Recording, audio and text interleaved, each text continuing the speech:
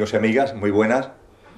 En este conjunto de vídeos en el que nos aproximamos e indagamos acerca de la historia de la Sociedad Teosófica Española, han ido apareciendo experiencias, nombres, personajes de la teosofía en distintos puntos de la geografía. Y parece también necesario que nos detengamos en una zona de España donde después de la dictadura franquista a la teosofía le ha costado trabajo arrancar. En estos momentos en Andalucía, que es el sitio al que quiero hacer referencia, funciona un grupo de estudios teosóficos en Málaga y también un grupo de estudios teosóficos en Sevilla, pero ha tardado desde la transición democrática en arrancar formalmente la teosofía en el conjunto de Andalucía, pero sin embargo tuvo una presencia muy importante en el arranque de la teosofía en el conjunto de España. Concretamente, allá por el año, por ejemplo, 1911, entró en funcionamiento la rama Fraternidad en la ciudad de Sevilla, le siguió también en Sevilla la rama Zanoni, en una localidad cercana, en Morón de la Frontera, también se puso en marcha una rama teosófica en 1921 y la teosofía se expandió por toda Andalucía. Después de la Guerra Civil esa presencia desapareció y nos ha parecido necesario, nos ha parecido, yo diría que imprescindible, que en esa parte tan importante de la geografía española tuviéramos un acercamiento a la presencia de la teosofía. No se cuenta y no contamos, como en otras partes de España, como en el caso de Madrid, como en el caso, por ejemplo, de Barcelona, no contamos con teósofos vivos que tengan una larga tradición que puedan compartir con nosotros, pero sí contamos con una persona que pertenece al grupo de estudios teosóficos de Sevilla, que se ha interesado especialmente por estudiar esa presencia de la teosofía en Andalucía desde el arranque de la Sociedad Teosófica Internacional y de la Sociedad Teosófica Española y que va a compartir al respecto con nosotros. Me refiero a mi buena amiga Rocío Torres Torres, a la que cedo la palabra para que su sabiduría acerca de la teosofía en Andalucía la ponga a nuestra disposición y a la vuestra. Muchas gracias, Rocío, estamos encantados de que estés con nosotros. Entonces, de forma muy breve, voy a hacer una exposición de lo que, cuando aparece la teosofía, y porque hoy en día todo el mundo puede hablar de los chakras, Takarana, los maestros ascendidos, pero si nos situamos a final del siglo XIX o principio del siglo XX, esto para la mayoría de la gente era como hablar en chino, porque lógicamente no había ni textos ni la cultura, absolutamente desconocida, por ejemplo, en Occidente. ¿Cuándo surge realmente? Hay un primer momento, hay una serie de circunstancias que vamos a tener que van a propiciar el nacimiento de una serie de movimientos neoespiritualistas, y entre ellos uno de ellos importante va a ser la nueva teosofía. Decimos nueva porque ya ha venido diciendo Emilio, lógicamente, que lo que es la cultura antigua, la sabiduría profunda, viene de los tiempos, es decir, desde la humanidad desde siempre ha buscado indagar sobre los problemas de la humanidad y el hombre y Dios. Bueno, ¿cuáles son estas circunstancias para no extenderme más?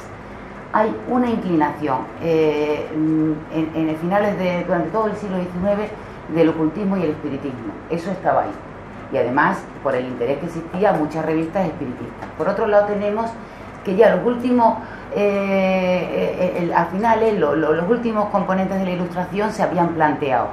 Además de la voluntad y la inteligencia, ya hay algo que no sabemos definir, ellos ya lo llamaron sensibilidad, que son una serie de sentimientos que se nos escapan, no es voluntad y no es inteligencia, pero están ahí, algo es. Si hablamos de lo que ellos pensaban, lo que denominaron sensibilidad, si a eso le unimos el interés por el ocultismo y por el espiritismo, si nos encontramos con que en el 1874 los ingleses van a constituir la Sociedad Orientalista de Calcuta, porque existía un marcado interés por el orientalismo, que va a expandir lo que es la cultura religión y la cultura india por el mundo. Y además de pronto aparecen los filósofos y dicen, vamos a ver, la metafísica se va a ocupar siempre, se ha venido ocupando siempre de Dios, la naturaleza, el hombre, pero tenemos compartimentos separados, filosofía, religión y teología. Esto hay que unirlo de alguna forma. Todo este conjunto de circunstancias van a dar pie a que surja la nueva teosofía. Surge, ahí voy a ser muy breve porque yo creo que casi todo el mundo conoce que en el 1875, teniendo a dos fundadores fundamentales que van a ser Madame Blavatsky y el general Olcott, van a fundar en Nueva York lo que es la Sociedad Teosófica, Y eso porque se unen un grupo de personas que tenían interés por temas muy variados. Entre ellos, teniendo como base el ocultismo, porque es verdad que Madame Blavatsky tenía facultades y mucho interés por el tema, y el coronel Olcott, llamado coronel porque era un hombre de acción, había batallado en la guerra de secesión americana con gran éxito y después intervino como investigador cuando muere Lincoln. En el comité de investigación que se hace, él participa. Es un hombre de acción. Entonces él decide, porque acudía cuando conoce con ocasión de una serie de... Bueno, Olcott hacía muchos artículos, y como en ese momento el ocultismo estaba muy en boga, pues va a conocer a Madame Blavatsky, rusa de nacimiento pero posteriormente nacionalizada americana. Se van a conocer, y de la fusión de un personaje con el otro, uno de acción y la otra que tenía las facultades de investigar, y además, como había dicho ya anteriormente Emilio, además tenía va a tener la transmisión de los Mahatmas, pues va a tener una serie nos va a traer una serie de conocimientos que vienen ya de la sabiduría antigua. El caso es que se va a constituir la Sociedad Teosófica. Esta Sociedad Teosófica, por las circunstancias que he mencionado al principio, que por eso tenían importancia, se va a difundir de manera muy rápida, y tenemos que casi en la última década del siglo XIX se va a expandir, no solo por la India, Birmania, Calcuta, sino por Europa y también por América. ¿Y qué ocurre? Que en España, ¿llegó a España o no llegó? Pues nos encontramos que la misma situación que se va dando en el mundo existía en España, pero solo para una élite, realmente una pequeña élite culturalmente potente. Hay dos personajes, aunque se dice que la primera teósofa que existe de origen español es la condesa de Pomar, que era de nacionalidad española, y llegó a ser presidenta de la Sociedad Teosófica en París, porque Madame Blavatsky en sus últimos tiempos entra en contacto con ella, entablan una relación, y realmente hay escritos y trabajan en conjunto.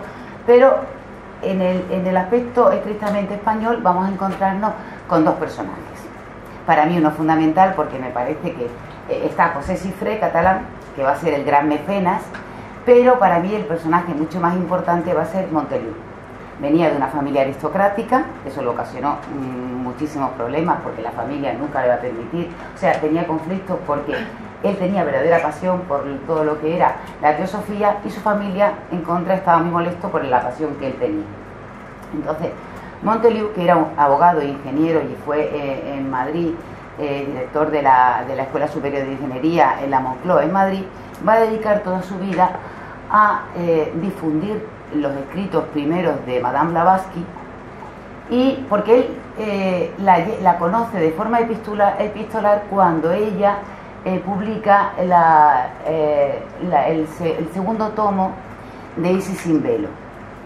Y entonces él, que está en Madrid, la conoce de forma epistolar, y resulta que Sifré, el gran mecenas, como he dicho, la conoce porque él, de la familia Sifré, muy conocida en Cataluña, porque además yo creo que alguien ha debido hablar aquí, yo eso a lo mejor me lo puede decir Emilio, que es economista, quizás su padre fuera el que inventó la caja de ahorro, bueno, eran banqueros.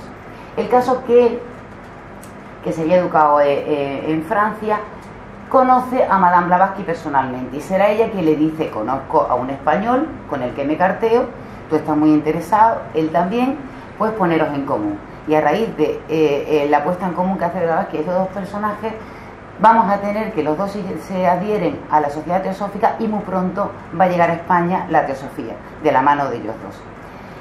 Quizás no he dicho al principio que cuando la Sociedad Teosófica nace y se empieza a difundir muy pronto, se van creando por el mundo, en eso, todas las dos primeras décadas del siglo XIX, se van a crear muchas ramas y logias, y posteriormente se van a crear secciones nacionales y federaciones, además de lo que es la Sociedad Internacional, que se fija en Calcuta, en Adyar, y hoy por hoy sigue estando en el mismo sitio. Bien, pues en España muy pronto van a empezar a surgir, en principio surgen dos ramas, una en Barcelona y otra en Madrid, y estamos hablando de ellos, se adhieren a la Sociedad Teosófica en el 1889, con lo cual tenemos que en España entra muy pronto.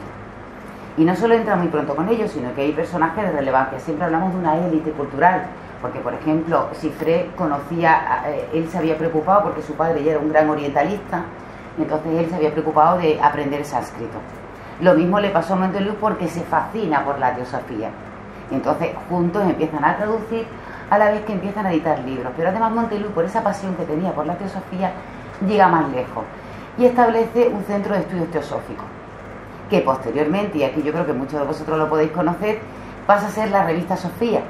La revista Sofía tiene un periodo bastante largo, porque estamos hablando de que tiene un primer periodo desde el 16 hasta el 24, puede ser, y después del 24, después de la Primera Guerra Mundial, tenemos que del 24 al 26, y ahí van a escribir numerosos médicos, va a haber artículos de todo tipo, con lo cual podemos decir que en la primera, a principios del siglo XX ya tenemos en España un fondo editorial que no solo viene, porque ahora nos parece muy fácil, pero en aquel momento no se conocía.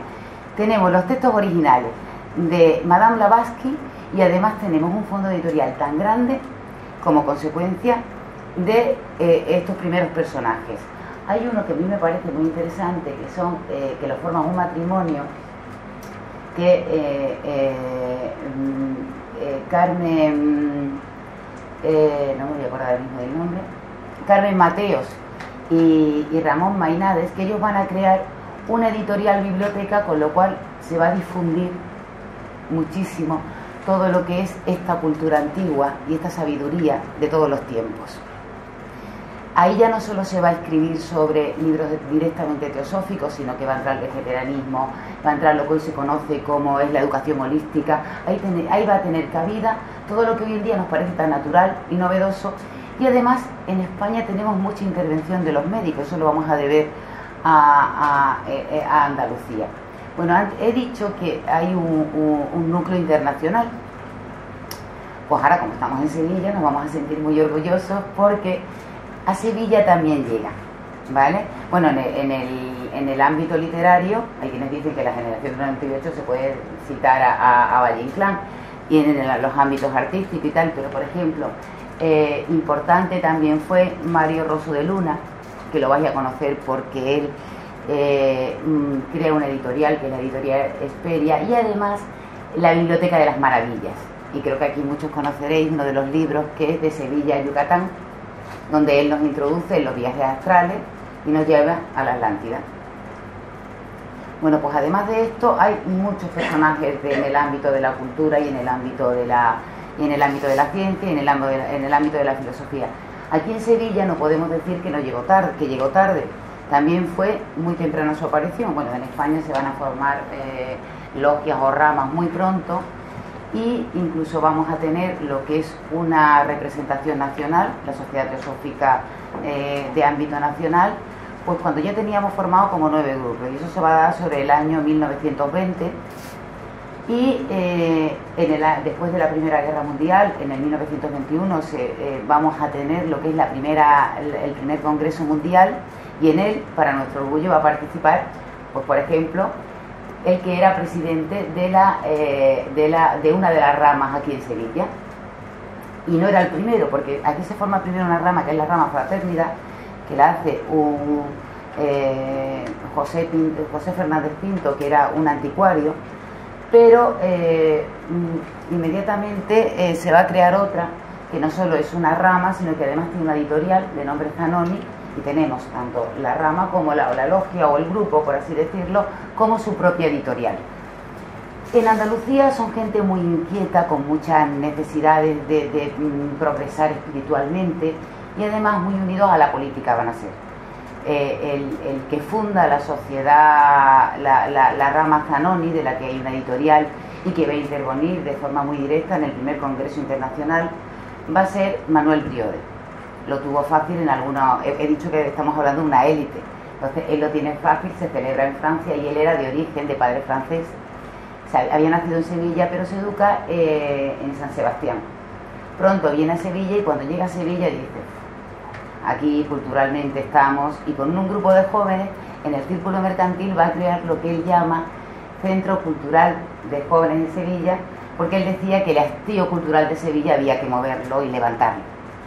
Y ahí se le ve como él tiene actitudes, las va a tener tanto en el campo artístico, porque le apasionaba la música. De hecho, se le ocurrió en un momento se pasó mucho tiempo en su vida porque él tocaba el piano intentando desentrañar los conceptos que pudiera haber teosóficos o maravillosos en música de Berlioz, por ejemplo, ¿no? Pero, como yo digo, él desde muy temprana edad él tiene unas inclinaciones por superar y avanzar espiritualmente. Y además muy atrevido, porque tuvo fue médico, y él en su carrera como médico pues tuvo bastante prestigio y lo hizo muy bien, pero también como docente. Pero además muy atrevido, porque por ejemplo recién terminó la carrera, se atrevió, y eso hablando de Sevilla ya es mucho decir, escribir un artículo científico sobre los milagros de San Genaro. Habría que tener valor, porque en la sociedad sevillana escribir un artículo científico sobre un acontecimiento que se daba anualmente en Nápoles ya era atrevido. Después continuó a lo largo de su labor docente, sobre todo, intentando unir sus conocimientos científicos y biológicos con lo que decía la teosofía, por ejemplo. Pues si hablamos del tema de microorganismos, él intentaba unir una cosa con otra, o en el tema de la filosofía. Y no solo su propia investigación, porque fue editor, no olvidemos, de la revista Zanoni, sino su labor divulgativa y su intento de investigar. Era un alma muy inquieta. Junto con él tenemos otro de los fundadores, que es Manuel Olmedo, también médico, que hizo mucho proselitismo entre los médicos. Yo creo que ahí se empezó a escribir los médicos, él le hablaba y los médicos se sentían entusiasmados, y ahí empezaron a tener cierto interés por la teosofía. Él, como médico y siendo natural de Morón, se traslada a Morón y decide, después de haber fundado aquí en Sevilla Zanoni, decide fundar otra rama, y funda allí la rama Blavatsky. Estamos hablando, no olvidemos, del principio del siglo XX, y en un contexto cultural que es Sevilla. O sea que realmente podemos decir que esto fue importante. Otros personajes que sí han tenido relevancia aquí en Sevilla siempre están unidos a la rama comercial, política, y también muy relacionados con los masones. Yo entiendo que como la Iglesia Católica perseguía mucho más a los masones y dejó a los teósofos tranquilos, yo creo que no empezaron hasta el 1919 con Benedicto XV, que ya él empezó a decirle a los curas: oye, aquí hay que dar un poco de caña, que esta gente empieza a tener una doctrina que entra en disonancia con lo que nosotros manifestamos. Y entonces hubo aquí en España, pues sobre todo dos instigadores contra la teosofía, que fueron Juan Tusqué fue uno de ellos, y el otro, pues no me acuerdo muy bien del nombre, Ercina creo que se llamaba de apellido. Principalmente fueron los dos, pero estaban más centrados en lo que era la masonería que en lo que era la teosofía. Me imagino, porque era una élite culturalmente muy potente, y como estamos hablando de científicos, estamos hablando de gente que en un ambiente con deseo de orientalismo nos traían y difundían libros, pues a lo mejor no pasaron desapercibidos, sino que no había tanto que decirles, porque realmente estamos hablando de filósofos, científicos y en el campo del arte.